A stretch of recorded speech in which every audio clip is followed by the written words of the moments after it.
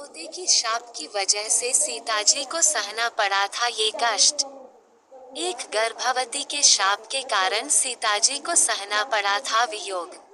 सनातन धर्म के ग्रंथों में बताया गया है कि बुरे कर्मों का फल हमेशा बुरा ही मिलता है, चाहे वह इंसान हो या फिर ईश्वर।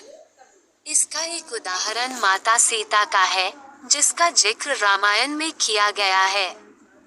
दरअसल रामायण कई भाषाओं में लिखी गई है।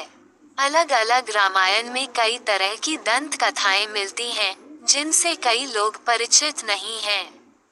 इस कथा के अनुसार माता सीता को एक तोते का शाप मिला था, जिसकी वजह से उनको भगवान राम से अलग रहना पड़ा। पहले माता सीता को वनवास के दौरान रावण अपहरण कर लेता है और उसका वध करने के बाद माता सीता के साथ भगवान राम की अयोध्या में वापसी होती है। फिर धोबी की वजह से माता सीता को अलग रहना पड़ता है।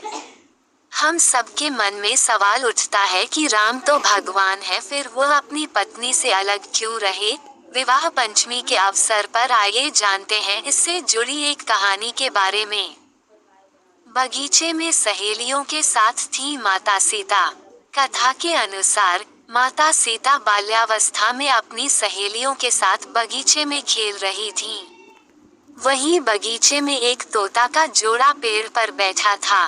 तोता का जोड़ा भगवान राम और माता सीता के बारे में बातें कह रहा था। उनकी बातों को सुनकर माता का ध्यान उन पर गया। मादा तोता बोल रही थी कि अयोध्या के राजकुमार राम काफी प्रतापी राजा होंगे। उनसे माता सीता का विवाह होगा। तोते की बात सुनकर हो गई थी अंशभित। तोते के मुख से भावी पति का नाम सुनकर माता सीता अंशभित हो गईं। उन्हें अपने बारे में और जानने की इच्छा जागृत हुई, इसलिए उन्होंने अपनी सखियों से कहकर दोनों पंछियों को पकड़ लिया। फिर उन दोनों को पुचकारक पूछा कि भविष्य के बारे में इतना ज्ञान कहाँ से प्राप्त हुआ।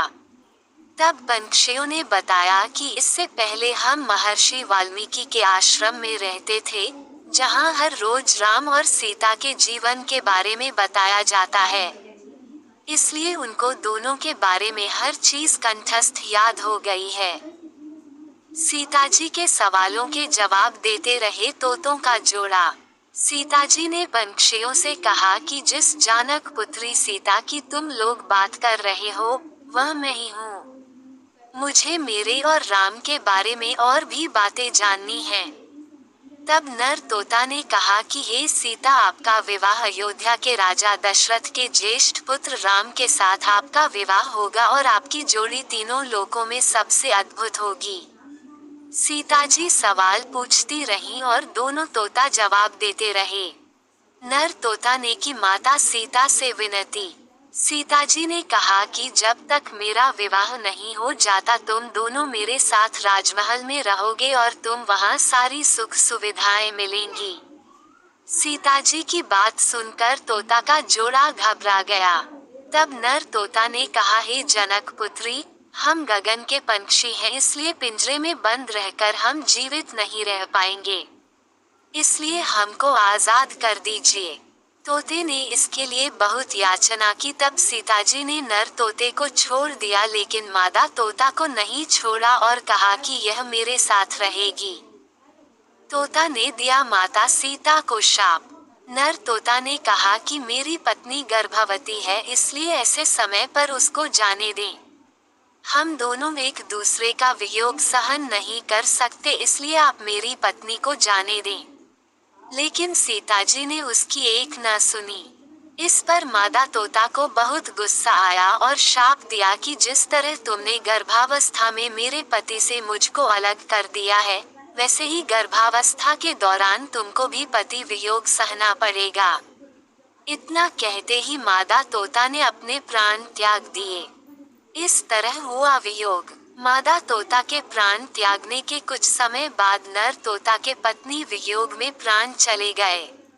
इससे माता सीता को बहुत दुख हुआ, लेकिन तब तक बहुत देर हो चुकी थी। बताया जाता है कि अगले जन्म में तोता वही धोबी था, जिसने माता सीता के चरित्र पर उंगली उठाई थी, जिसके बाद भगवान राम ने सीता का गर्भावस्था के दौरान त्याग कर दिया। तब माता सीता महर्षि वाल्मीकि के आश्रम पहुंची और वहां उन्होंने लव कुश को जन्म दिया। देवी सीता के वियोग की अन्य कथा भी है। देवी सीता के वियोग की कथा अन्य पुराणों में ये भी मिलती है कि उनका संबंध देवर्षि नारद से माना जाता है।